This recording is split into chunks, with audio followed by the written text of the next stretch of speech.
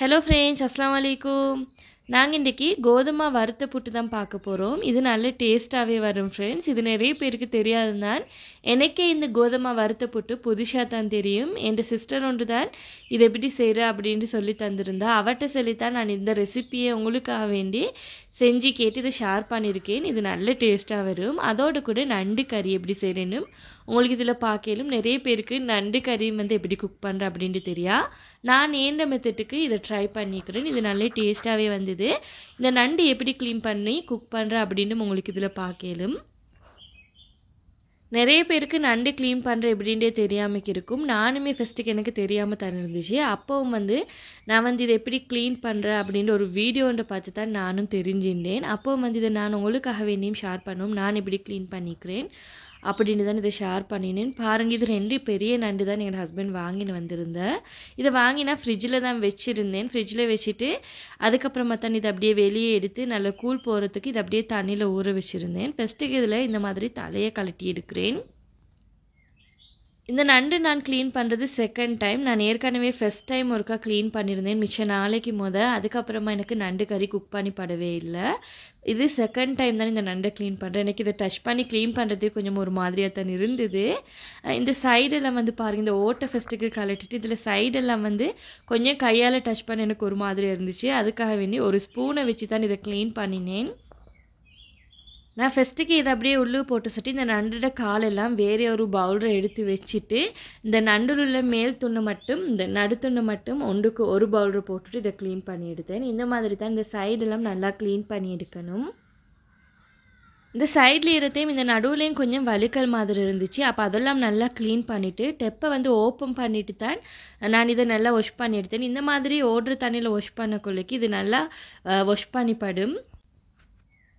நீங்கள் இன்றைய தான் இந்த வீடியோ ஃபஸ்ட் டைம் பார்க்குறதுனால நீங்கள் சப்ஸ்கிரைப் பண்ணாட்டி ப்ளீஸ் ஃப்ரெண்ட்ஸ் சப்ஸ்கிரைப் பண்ணிட்டு சைடில் இருக்கிற பெல் ஐக்கானை ப்ரெஸ் பண்ணிட்டு அதில் ஓல் அப்படின்ற ஆப்ஷனையும் ப்ரெஸ் பண்ணிவிடுங்க. அப்போ தான் நான் ஷேர் பண்ணுற எல்லா வீடியோவும் நோட்டிஃபிகேஷனில் வரும். இப்போ இந்த நண்டை நான் 2ஆக கலட்டி எடுத்துட்டேன். இது கையால் கலட்டுறதுக்கு நல்லா ஈஸியாகவே இருந்தது. அப்போவும் இதை நல்லா வாஷ் பண்ணிவிட்டு மற்ற நண்டையும் இதே மாதிரியே க்ளீன் பண்ணி எடுத்தேன். லாஸ்ட்டுக்கு இந்த மாதிரி சிங்குள்ளுக்கும் கொஞ்சம் லைட்டாக மணலாக இருந்துச்சு. இந்த நண்டுலேருந்து நல்லா கொஞ்சம் மணலும் வந்தது. அப்போ அதெல்லாம் நல்லா க்ளீன் பண்ணிட்டு இந்த மாதிரி ஓடுற தண்ணியில் நண்டு சிங்குள்ளுக்கு போட்டு நல்லா வாஷ் பண்ணி எடுக்கக்குள்ள இந்த மணலெல்லாம் பேத்துட்டு இந்த உள்ளுக்குள்ளே இந்த வழுக்கல் தன்மையை நல்லா போகிறதுக்கு இதை நல்லா வாஷ் பண்ணி எடுத்தேன். இந்த நண்டோட காலையும் ஒவ்வொன்றா நல்லா க்ளீன் பண்ணி எடுத்தேன். இதை 2-3 தண்ணியில் மாதிரி நல்லா வாஷ் பண்ணி எடுத்துக்கோங்க. அப்போ தான் இதில் இருக்கிற வாசமெல்லாம் நல்லா போகும்.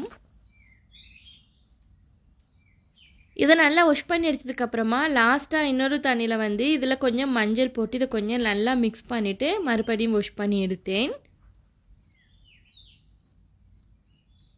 பாருங்கள், இதை நல்லா க்ளீன் பண்ணி எடுத்துக்கிறேன். இப்போ இந்த பெரிய காலை மட்டும் இந்த மாதிரி 2ஆக கட் பண்ணி எடுக்கிறேன்.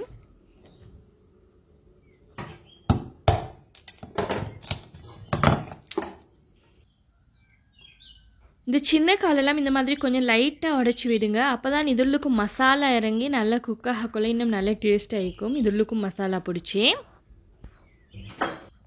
இந்த நண்டு குக் பண்ணுறதுக்கு ஃபஸ்ட்டுக்கு நான் தேங்காவை தான் வறுத்து எடுக்கிறேன். இதில் 1 கப் தேங்காய் எட் பண்ணிட்டு இதை நல்லா கொஞ்சம் ப்ரௌன் கலர் வரத்துக்கு இதை நல்லா வறுத்து எடுக்கிறேன்.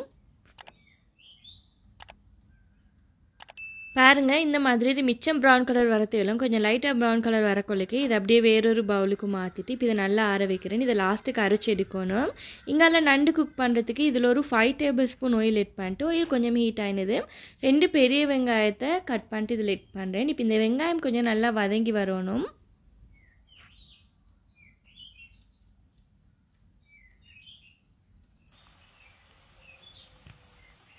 வெங்காயம் கொஞ்சம் லைட்டாக ப்ரௌன் கலர் ஆகக்குள்ளைக்கு இதில் கொஞ்சமாக கடுகு ஹெட் பண்ணிட்டு இங்கால ஜிஞ்சர் கார்லிக் பேஸ்ட் எட் பண்ணணும். அதுக்கு நல்லா ஃப்ரெஷ்ஷாகவே இஞ்சி ஒரு துண்டும் 5 வெள்ளை பூட்டையும் இதில் போட்டு இதை நல்லா இடிச்சிட்டு இதை அப்படியே எண்ணெயில் எட் பண்ணுறேன்.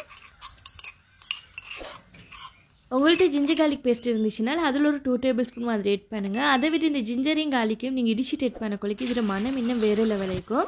இது கூடவே கருவேப்பிலையும் எட் பண்ணிட்டு இதை நல்லா பொரிய விடுறேன். இந்த வெங்காயம் கொஞ்சம் நல்ல ப்ரௌன் கலருக்கு இந்த ஜிஞ்சரையும் கார்லிக்கையும் பச்சை வாசம் போனதுக்கப்புறமா இதில் தக்காளி எட் பண்ணுறேன். நல்ல பழுத்த தக்காளியை பார்த்து 1.5 தக்காளி மாதிரி எடுத்துக்கிறேன். வெங்காயம் 2 பெரிய வெங்காயம் என்றால் அதே அளவுக்கு தக்காளி வந்து 1.5 அளவுக்கு மாதிரி தக்காளி எடுங்க.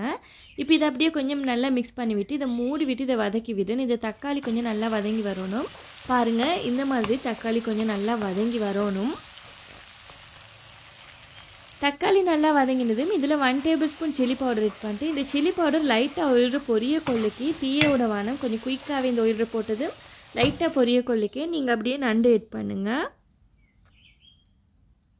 இதை நல்லா மிக்ஸ் பண்ணி விட்டதுக்கப்புறமா இதில் 1 டீஸ்பூன் சால்ட் ஆட் பண்ணிட்டு இது கூடவே சரக்குத்தூள் 2 டீஸ்பூன் ஆட் பண்ணுறேன். அதாவது எங்கள் ஸ்ரீலங்கன் கறி பவுடர். உங்களுக்கு ஸ்ரீலங்கன் கறி பவுடருக்கு பதிலாக வந்து நீங்கள் சும்மா நார்மலாக இறைச்சி கறி ஆக்கிறதுக்கும் சிக்கன் கறி ஆக்கிறதுக்கு என்ன மசாலா ஆட் பண்ணுவீங்களோ அதில் ஒரு 2 டீஸ்பூன் ஆட் பண்ணினாலே போதும். இது கூடவே 1 டீஸ்பூன் சீரகமும் ஆட் பண்ணிட்டு இதை நல்லா மிக்ஸ் பண்ணி விடுறேன். இதை நல்லா மிக்ஸ் பண்ணிடுதும் இதை அப்படியே லிட்டால் கவர் பண்ணிட்டு ஒரு 2 மினிட்ஸ்க்கு இதை அப்படியே வைக்கிறேன். இது ஒயில்ற கொஞ்சம் இந்த மசாலா லைட்டாக பொரிஞ்சு வந்ததுக்கப்புறமா இதில் வாட்டர் ஆட் பண்ணுறேன். வாட்டர் அளவு இந்த நண்டு எந்த அளவுக்கு இருக்குதோ அதே அளவுக்கு நீங்கள் வாட்டர் ஆட் பண்ணுங்கள். இந்த நண்டு வந்து இந்த வாட்டரில் கொஞ்சம் தாண்ட மாதிரி இருக்கணும். அப்போ தான் எல்லா நண்டும் வந்து நல்லா குக்காகி வரும். இதே அளவுக்கு வச்சுட்டு இதை அப்படியே மூடி ஒரு 20 மினிட்ஸ் குக் பண்ணிவிடுங்க.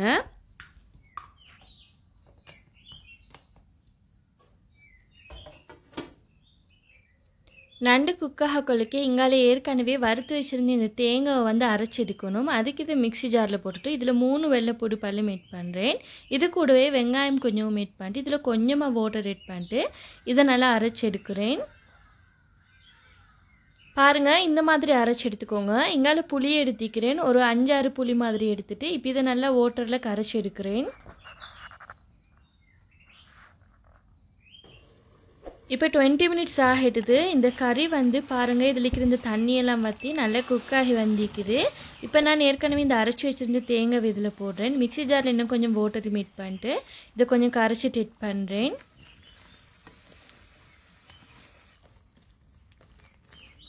இந்த கரைச்சி வச்சுக்கிற புளியையும் வந்து அதில் சீட்ஸ் எல்லாம் எடுத்துகிட்டு இதை அப்படியே ஆட் பண்ணுறேன். இதை வந்து நல்லா மிக்ஸ் பண்ணி விட்டுட்டு இது ஒரு 10 மினிட்ஸ் குக் ஆகினாலும் போதும். இந்த தேங்காய் வந்து கொஞ்சம் திக்காக வரதுக்கு இது கொஞ்சம் நல்லா உரப்பாயிக்கணும். நண்டு கறி கொஞ்சம் நல்லா உரப்பாயிருந்தால் தான் இன்னும் நல்ல டேஸ்ட் ஆகிக்கும். அதுக்காக வேண்டி நான் ஒரு 3 பச்சை குச்சிக்காவை இந்த மாதிரி நீட்டமாக கட் பண்ணிட்டு ஆட் பண்ணுறேன். இது கூடவே கொஞ்சம் மிளகுத்தூளும் ஆட் பண்ணுறேன். நீங்கள் உங்களோட உரப்புக்கு ஏற்ற மாதிரி ஆட் பண்ணிட்டு இதை நல்லா மிக்ஸ் பண்ணி விடுங்க.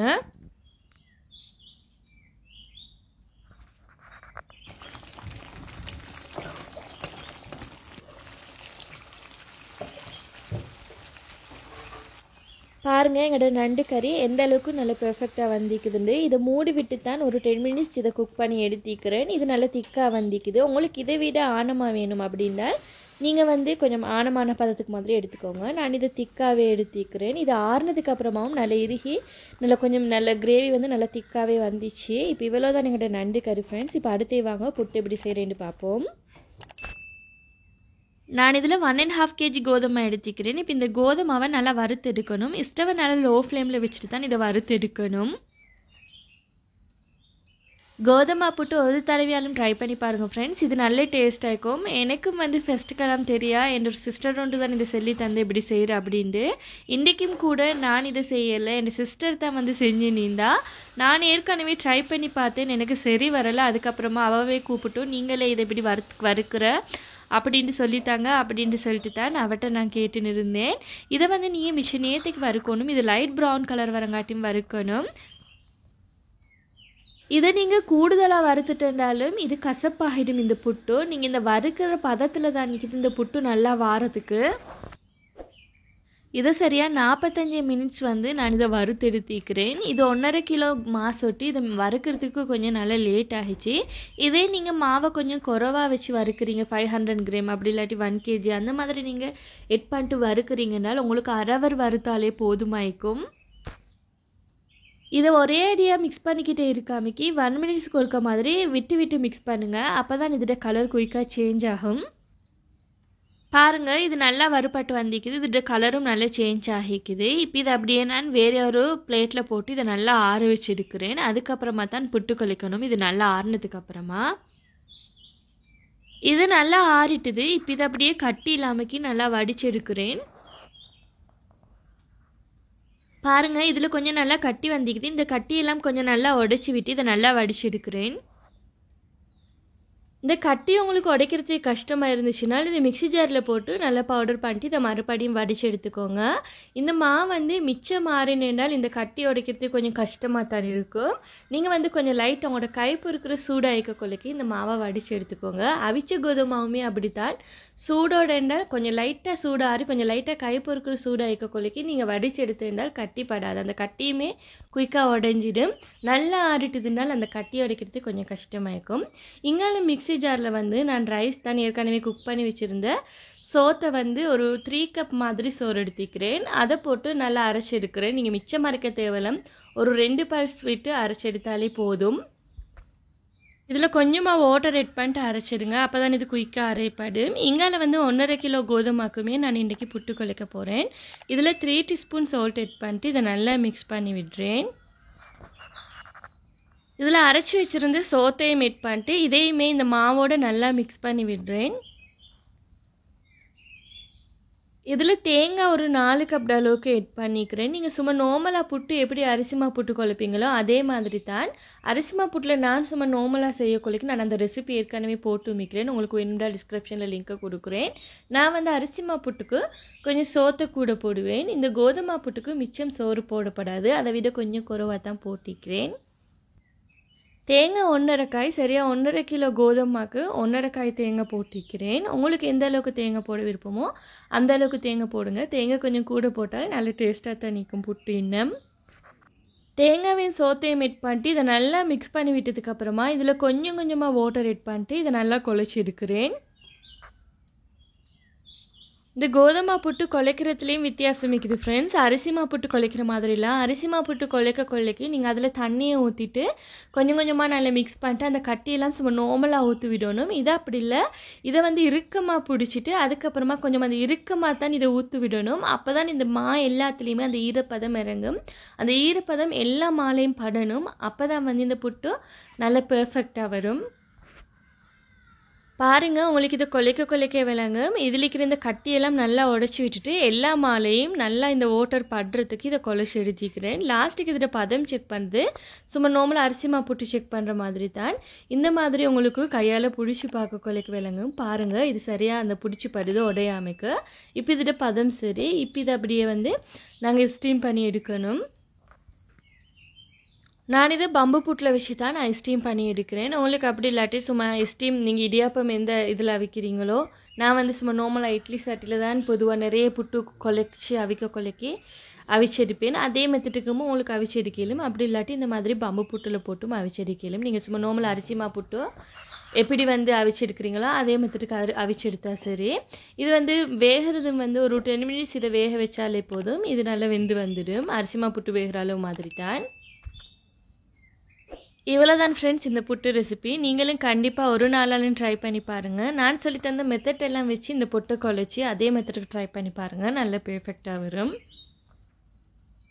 இன்றைக்கு எங்கிட்ட டின்னர் இதுதான். புட்டோட கூட நண்டும் செஞ்சுருந்தேன். நண்டை நீங்கள் புட்டோட வச்சு சாப்பிடணும் அப்படின்றால் சும்மா ஆனதுக்கு தான் செஞ்சுருக்கணும். நான் சும்மா சோத்துக்கு நீங்கள் நண்டு சாப்பிட்றதுக்கு எப்படி குக் பண்ணுவீங்களோ அந்த மெத்தடுக்கு தான் நான் இந்த நண்டு கறியை குக் பண்ணி காட்டிக்கிறேன். நீங்கள் புட்டோடு சாப்பிட்றதுக்கு நீங்கள் செய்யணுன்றால் இதே மெத்தடுக்கு இன்னும் கொஞ்சம் தேங்காய் பால் ஊற்றி கொஞ்சம் கிரேவி பதத்துக்கு செஞ்சுடுங்க, நல்ல டேஸ்ட்டாக வரும். நான் இன்றைக்கி புட்டோடு சாப்பிட்றதுக்கு மாதிரி இறைச்சி கறி குக் பண்ணியிருந்தேன் ஆனத்துக்கு. அதோட தாலும் செஞ்சுருந்தேன். நண்டை இந்த மாதிரி சாப்பிட தான் எனக்கு பிடிக்கும். அதை சொல்லிட்டு தான் நான் இறுக்கமாகவே செஞ்சுருந்தேன், ஆனத்துக்கு செய்யலை. இவ்வளோ தான் இந்த ரெசிபி ஃப்ரெண்ட்ஸ். நீங்களே ட்ரை பண்ணி பார்த்துட்டு எப்படி வந்தேன்னு கமெண்ட்டில் சொல்லுங்கள். இந்த ரெசிபி உங்களுக்கு பிடிச்சிருந்தேன்னா ப்ளீஸ் ஃப்ரெண்ட்ஸ் லைக் பண்ணுங்கள், ஷேர் பண்ணுங்கள், கமெண்ட் பண்ணுங்கள். மறக்காமல் சப்ஸ்கிரைப் பண்ணி சைடில் இருக்கிற பெல் ஐகானை ப்ரெஸ் பண்ணிடுங்க. தேங்க்ஸ் ஃபார் வாட்சிங்.